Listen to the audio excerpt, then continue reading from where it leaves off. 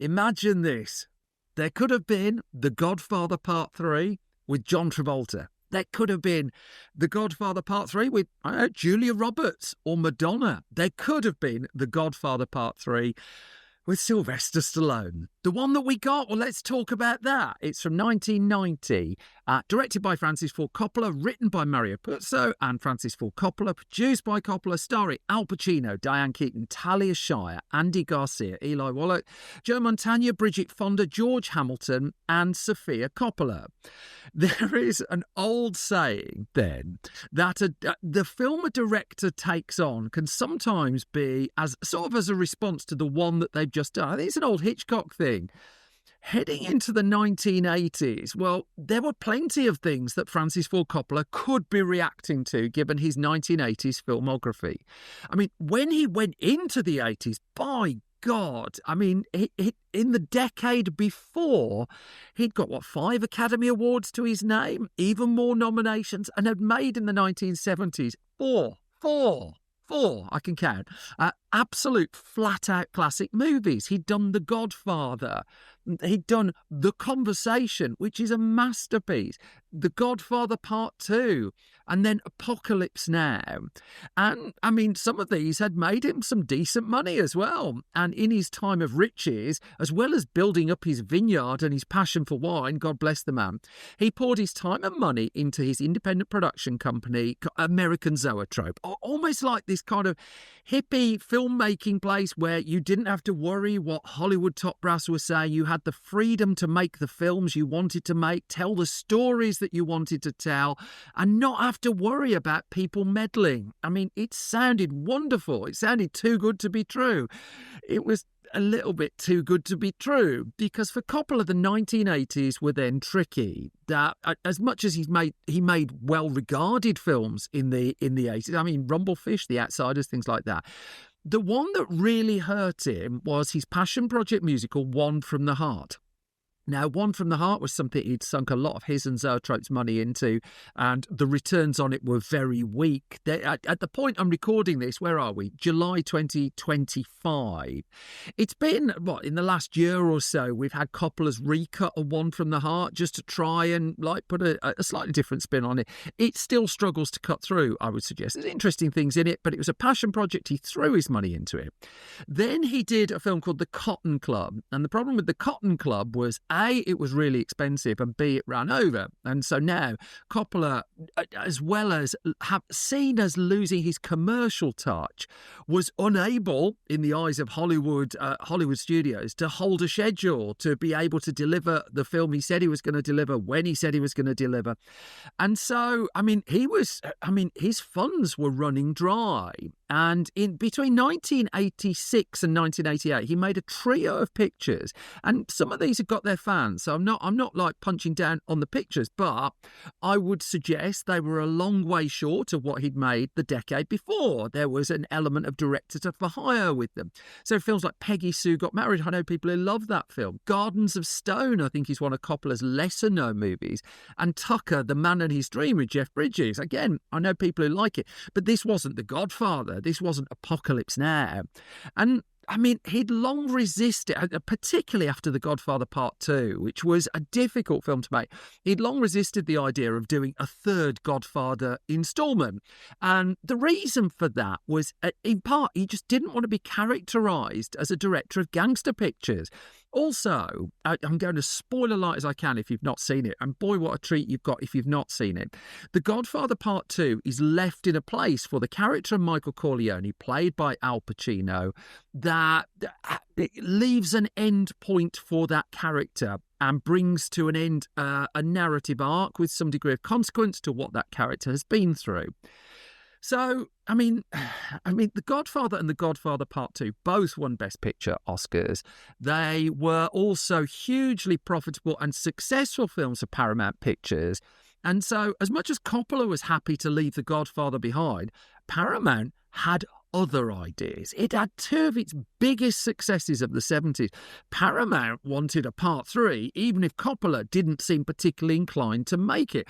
And in fact, Coppola just, for a long time, wasn't interested. And there's an article, if you dig through the Los Angeles Times archives, going back to 1985, where, I mean, it's almost like Coppola preempted in the end the idea of Gremlins 2. Now, I love Gremlins 2, and what I love about that is its director, Joe Dante, got the creative control after it had burned through lots of other people. And part of the condition of him doing it in his mind was, I'm going to wreck any chance of there being a further sequel. I'm just going to rip it all up. There was a degree of that to what would come with The Godfather Part III. Now, in the 1970s, Paramount was owned by a man called Charles Bloodhorn of Gulf and Western, a notorious collector of companies. And I mean, his board of directors wasn't particularly keen on him being in the movie industry, and for a while it looked like he's going to drop out. But he liked the glamour of it. And there's an awful lot written about Charles Bloodhorn. And he in particular wanted another Godfather picture. He wanted a big success. An unusual owner for a studio, a man whose ability to spot a hit movie was roughly akin to my ability to win an Olympic gold medal. I mean, it was under Bloodhorn's reign that we got things like Paint Your Wagon, for instance, at Paramount, and the studio struggled for a long time. However, undeniably, going out of the 70s into the 80s, Paramount was the home of things like Grease. I mean, Footloose was coming, The Godfathers, a lot of stuff like that. And so Bloodhorn wanted another Godfather film, and he brought in a director by the name of Richard Brooks. Now, Brooks had directed In Cold Blood and Blackboard Jungle, and so in 1977, Brooks was summoned to a meeting with Bloodhorn, and the meeting was set up by Paramount's chairman at the time, Barry Diller, a man who's just written his memoir and doesn't mention any of this in the book. He mentions a whole lot. I mean, Barry Diller didn't like Grease. I mean, that was there's a whole passage about that in the book. Nothing on The Godfather 3, though. But it was Barry Diller who invited Richard Brooks to fly to Miami to meet with Charles Bloodhorn to talk about doing a third Godfather film. And so, as Brooks then told the Times, as the story was told by the Los Angeles Times, Brooks sat by the pool reading the story, a 53-page outline for what Godfather 3 could be. It wasn't called Godfather 3 at that point, but a third Godfather film. And at one point, he got up to get himself a drink, and out of the corner of his eye, he noticed something odd. On a balcony of the house overlooking the pool, Charles Bloodhorn was perched with a pair of binoculars, and he'd been watching Brooks read this 53-page outline that Brooks wasn't allowed to take away or anything like this. This was before like Bond films and Marvel films made you had to be locked in a room to read the script. But what Bloodhorn was trying to get, reckon the Los Angeles Times, was an early fix on Brooks's reaction.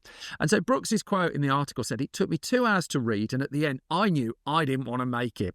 And Bloodhorn was pressing me to continue a story that had already ended in his eyes." And it's a poison chalice, isn't it? However, Bloodhorn insisted, go away, consider making the film. And it was a couple of days later that Brooks put in the call, just says, I'm not going to do it. Charles Bloodhorn would take the news really well and would not speak to Brooks for about a year. Also in 1977, there were other attempts to get this going. So Michael Eisner, who would go on to head up Disney in the 80s and early 90s, most of the 90s actually, he sent a memo to Don Simpson. Now, Don Simpson, the late producer of things like, again, Footloose, Top Gun, I think the last film with his name on it was it Bad Boys or Crimson Tide? But bombastic blockbuster films. But Simpson was then head of production at Paramount, and Eisner sent a memo outlining a story for The Godfather 3. And the idea was, in this particular version, there's loads of different versions of what this could be. It's well worth going and jumping down a few rabbit holes. This would see the mafia and the CIA try and assassinate a Costa Rican dictator. That was the idea that was in play at that point. And, I mean, the story just didn't get very far at all. Michael Eisner was said to have written the treatment, but then said, I don't remember doing it. It might have been. I don't know. By October 1985, several more attempts had been made, but then it was Nick Marino and Thomas Lee Wright had been hired, and they delivered a script for a third Godfather film. And this time, the Los Angeles Times noted, this was the 7th attempt by this stage by Paramount to get Godfather 3 off the ground. 7. And, I mean, Marino and Thomas Lee Wright were confident as well. It'd been, 11 years since The Godfather Part 2, but they thought they had to take on this. This is going to work. Nothing could possibly go wrong. They were turned down flat in 4 days by Paramount. Paramount wanted to go in a completely different direction. Now, it would be the 90s, really, where there was an explosion in the amount of money that studios spent on scripts. So it was really unusual that we get to 1985 and Paramount has spent nearly $1 million on lots of different scripts for The Godfather 3. A huge amount of money, really, comparable to what others were paying for screenplays at the time. There were scripts and there were treatments. There'd been a conversation with Sylvester Stallone. He'd been sounded out. Do you want to write and direct a Godfather film? Well, turned out he didn't. The late 70s, I mean, Paramount's big star off the back of Saturday Night Fever and Grease was John Travolta. And Travolta, his name was in there. Would he, be part of the ensemble cast of this? And that conversation got going. Eric Roberts was in there. By the 80s, Eddie Murphy, who, again, another person who enjoyed a lot of hit films with Paramount, 48 Hours, Coming to America, well, he had apparently expressed some degree of interest. But the person who was seen as pivotal to this whole thing wasn't at first Francis Ford Coppola. It was Al Pacino, because you were going to need some continuity of the cast. And Pacino as Michael Corleone was kind of like the one that most treatments just hung the story on to a degree. And Al Pacino by the mid-1980s was not having a good run at the box office. His career was bumping an awful lot. I mean, films like William Friedkin's Cruising, whatever you think of it and stuff like that. And, Pacino's just written his memoir, Sonny Boy, which is terrific. A really interesting actor memoir. And he talks about this kind of fallow period of box office gloom for him. And so he wasn't making strong economical choices at this point. So maybe Paramount could, the cost of getting actors back for a sequel was going to be a lot. But Pacino, I mean, you're getting him at a point where his asking price can't be that high, can it? What Paramount was sure about for most of the up to around the mid-80s was it couldn't afford another cash-rich deal with Francis Ford Coppola to make the film, that he'd done commercially very, very well at the first two movies. And so, I mean, these scripts kept coming in. Mario Puzo came in. He did screenplays. Vincent Patrick of The Pope of Greenwich Village, he did. Dean Reisner, who penned Dirty Harry, he had a go as well. And they just kept being rejected. Let's bring Charles Bloodhorn back in. I mean, he then at one point collaborated with Mario Puzo to come up with a treatment himself. That didn't go anywhere. And the longer this went on, the more Paramount was kind of feeling this is going to cost a fair amount of money. I mean, the salary to get Pacino and Coppola, if we're going that way back, well, that's going to be over $5 million straight away just for them. And they'll want points off the box office gross. 10, 20% of the box office will need to go to them as well. And also, Coppola wasn't the surefire thing that he was in like the mid to late 70s. Now he was the guy whose films ran over, whose big swings were missing, and had this reputation for going over schedule. So Paramount was looking elsewhere. It kind of figured Al Pacino was the must-have. Coppola, well, how about Warren Beatty? He might do it. Michael Cimino of The Deer Hunter. I mean, dodged a bullet there, right? Michael Mann, Martin Scorsese. These were names who were seriously considered for The Godfather Part 3. But eventually the studio settled. It's just like, it's got to be Coppola, hasn't it?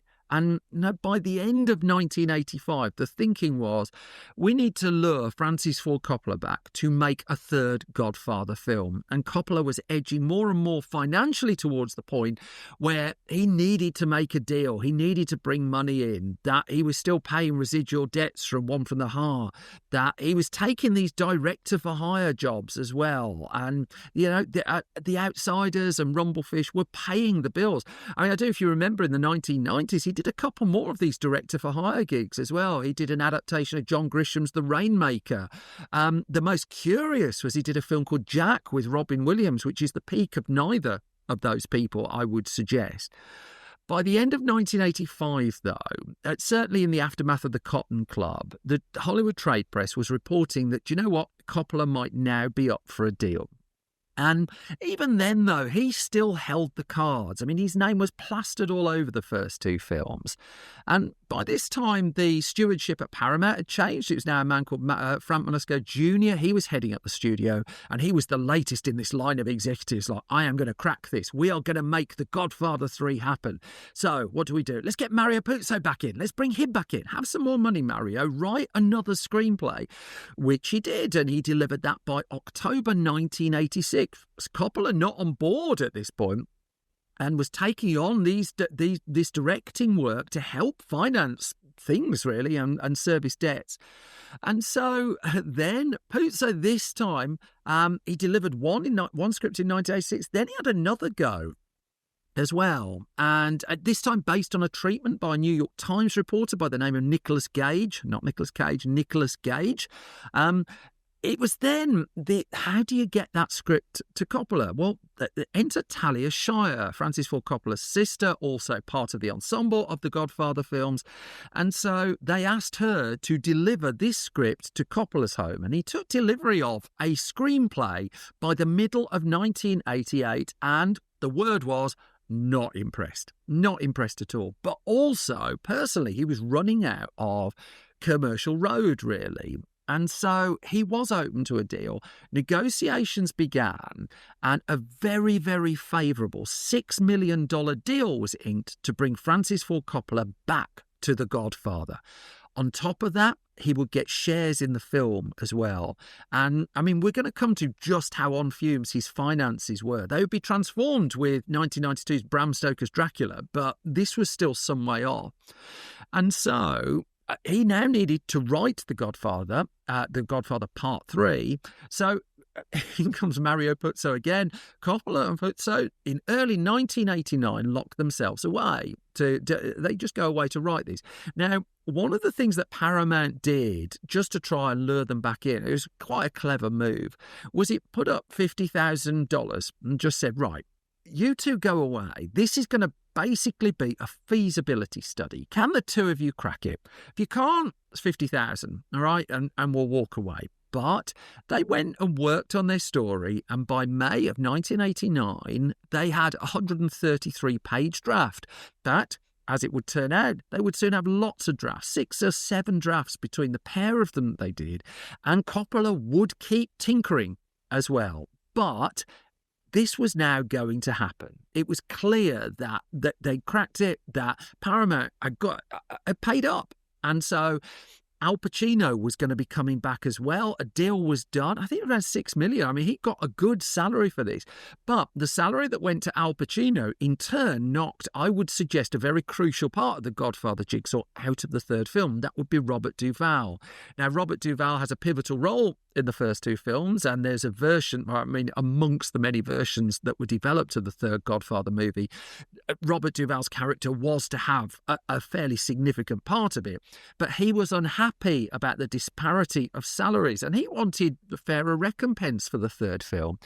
That proposal was rejected. Paramount wasn't going to stump up, wasn't going to get him anywhere near Al Pacino's money. Duvall's given interviews since where he says, doesn't regret it, stood up for himself, but walked away from one of his most prized roles. And the character was fairly tamely written out of the saga.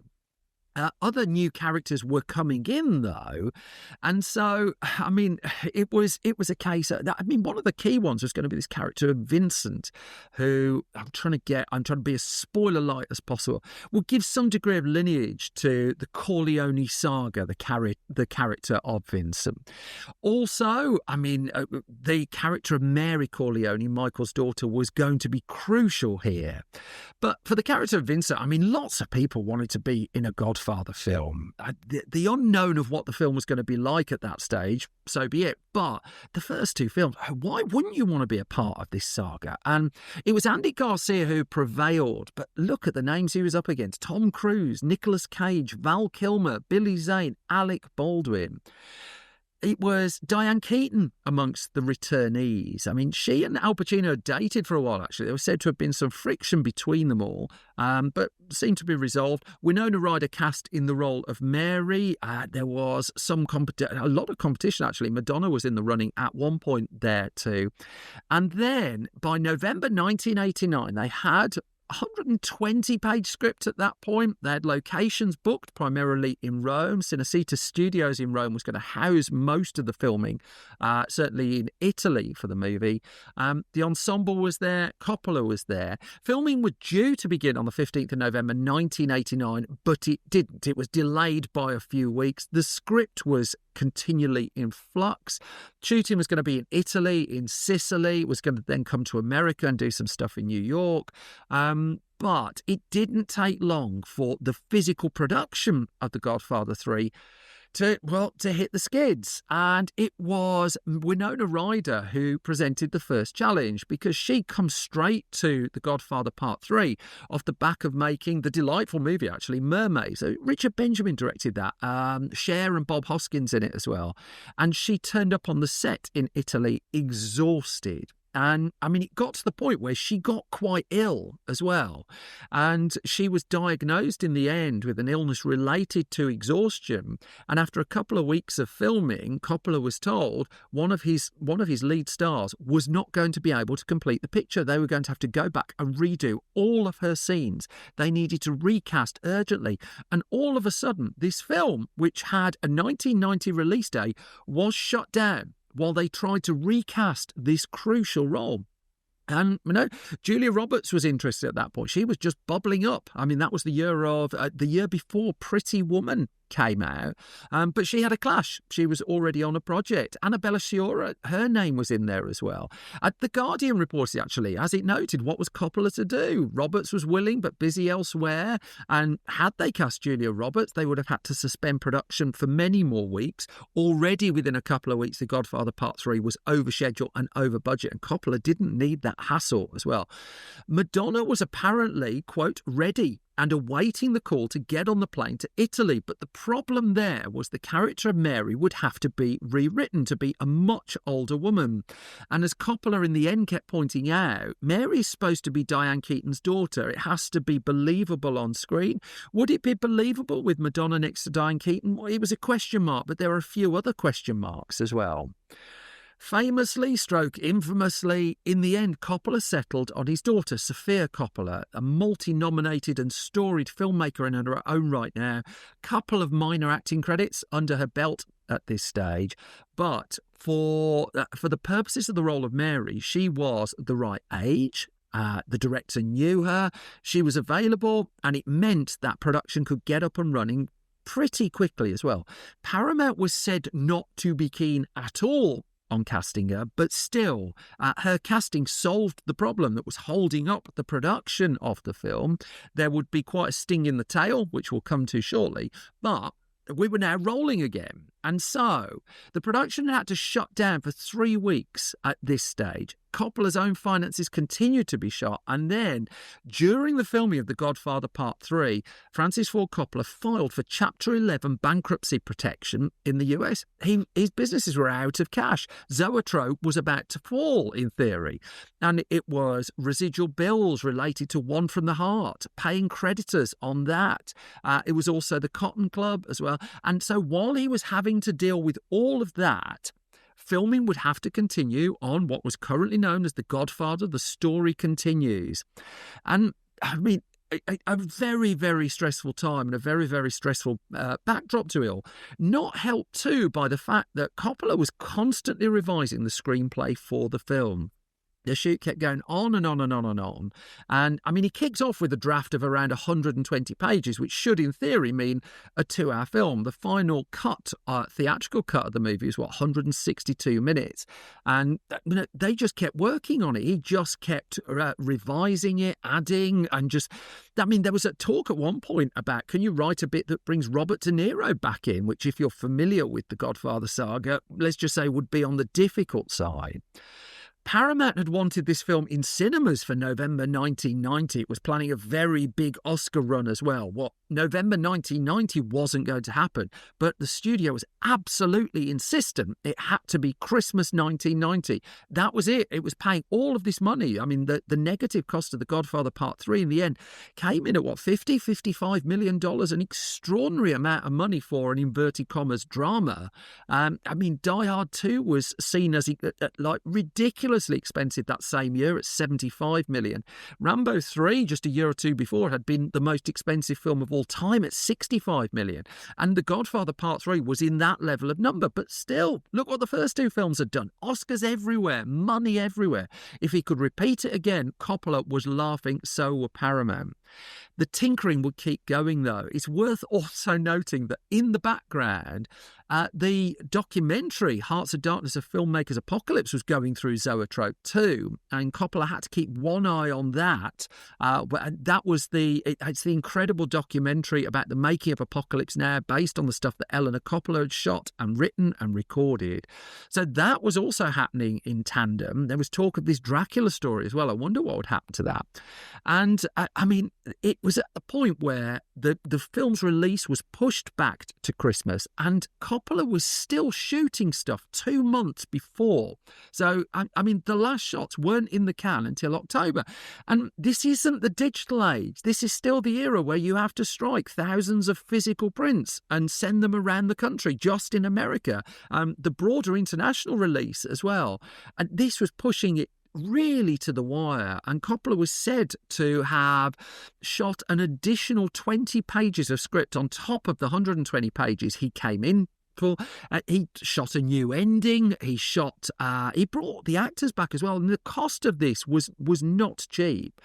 It was now called The Godfather Part 3, and there was anticipation for it. I mean, the trailer that Paramount put out is talking about the first two films won all this stuff and, are revered as classics. And now there's another one. I mean, expectations were not being set low for this.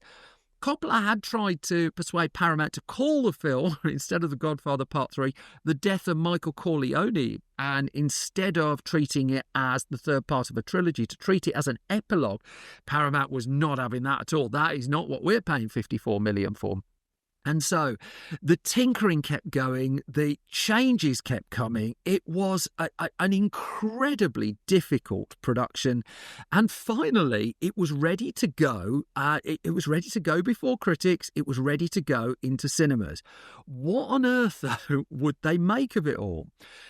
Well, I mean, the premiere of the release of The Godfather Part 3 in the end would come in December the 20th, 1990, ahead of a wider release on Christmas Day in the US. And I mean, it would be fair to say the response to the film was not at the level of the first two movies, that the reviews on the whole were quite good, but not great. But then you're dealing with two modern cinema classics, and so that is a very notable jump. You compare, Paddington in Peru to Paddington and Paddington 2. You're almost on a loser from the start. It was noted that you had to have seen the previous films to get anything out of this third one, really. Also, I mean, I rewatched it just ahead of recording this. It's really notable that whereas the first two films are quite quietly underplayed for large parts, it's full of very big characters who are booming away in scenes. A lot of the ire of the film, and the person really in the crosshairs of it, though, was Sofia Coppola, and some of the stuff that was written about her performance in the movie was just a disgrace. A really hurtful, personal, nasty, and I can't sit here and say her performance in the film is particularly grand, because it isn't. It's not her best work. I've enjoyed so many of her films, but there was this 19, 20-year-old who was taking the flak for a film that wasn't as good as one of the two of the other two films, which are some of the finest films of the modern era.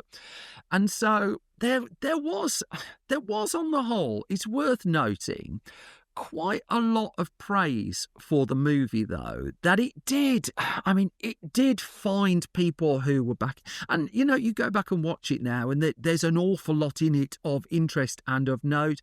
And it's worth noting as well, before I start getting to the box office, 7 Academy Award nominations here. It's the only Godfather film for which Al Pacino wasn't nominated, but it was nominated for Best Picture. Coppola was nominated for Best Director. Andy Garcia, Best Supporting Actor.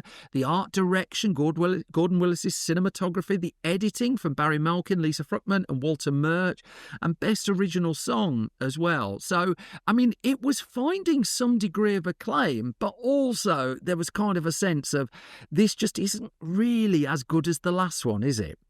The film opened, I mean, its commercial response was, on the whole, pretty decent. And, I mean, it opened on a limited number of screens.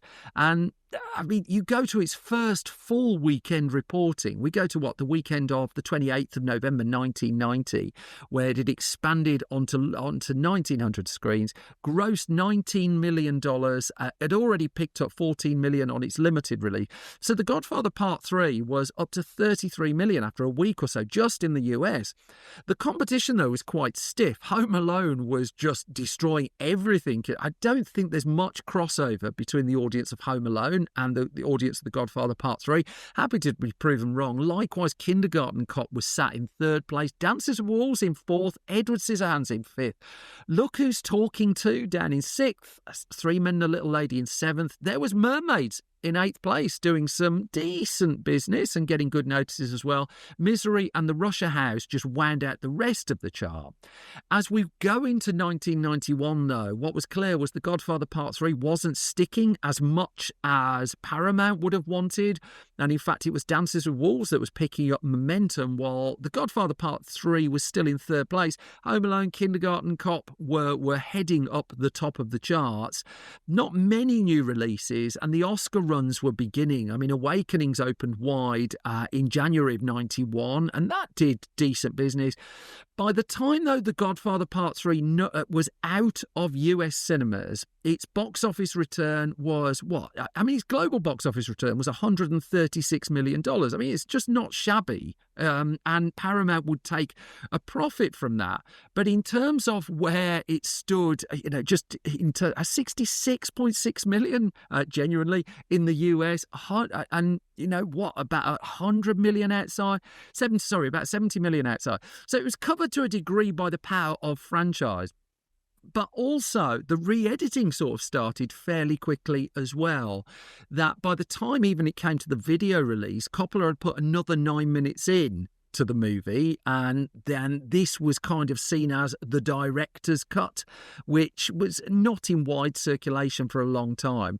But Coppola, to bring the story to the present day, has gone back to quite a lot of his films and reworked them. So he's done a couple of different cuts of Apocalypse Now. He's gone back to One from the Heart. I think he's working on The Cotton Club. So, you go through most of his films and he's gone back and had another go. The Godfather Part III absolutely is one of those. So the film hit its 30th birthday in 2020, and so Coppola released The Godfather Coda, The Death of Michael Corleone, which is the title that he wanted in the first place. He finally gets it 30 years later. I don't want to spoil the film. It's a bit of a title. I think I can say that. What was interesting about this new cut of the film, though, which he got signed off by Al Pacino and Diane Keaton, was that it's shorter. It knocks quite a lot of footage out of the film. The start and the end are different. And now it's down to, 158 minutes? And so I think it was Spielberg with Close Encounters of the Third Kind. He tinkered with that quite a few times. There's a few different cuts of that. And the length of the movie just kept changing. Well, Coppola knocked this down from 162 minutes and just took 4 minutes basically out of it, and reordered some of the stuff that was in there anyway. That's the cut that's kind of widely available now. In fact, it's fairly straightforward to get those, to find both of them. And I'll leave the last word really to Al Pacino's excellent memoir again, Sonny Boy, and because he didn't talk about it much in that book. And by 1990, he'd had his career comeback moment thanks to Harold Becker's terrific thriller, Sea of Love. But as he laments in his memoir, the comeback that started with Sea of Love turned out to be nearly derailed by The Godfather Part III with $130 million at the box office and 7 Oscar nominations, just because he wrote that the audience had issues with it. And he reveals in the book as well that there was going to be this planned cover of People magazine in 1990 as part of his big comeback. It's off the back of Sea of Love. Al Pacino's back. Al Pacino's back. The editors of People went to see The Godfather Part 3. They promptly pulled the cover. Mean. It's not a bad film, you know. It's worth going back and having another look at. It can't hold a church. It can't hold a church. Can't hold a torch to the first two, and it feels quite different to the first two. But it's interesting, and who knows? Maybe Coppola might have one more cut of it in it yet.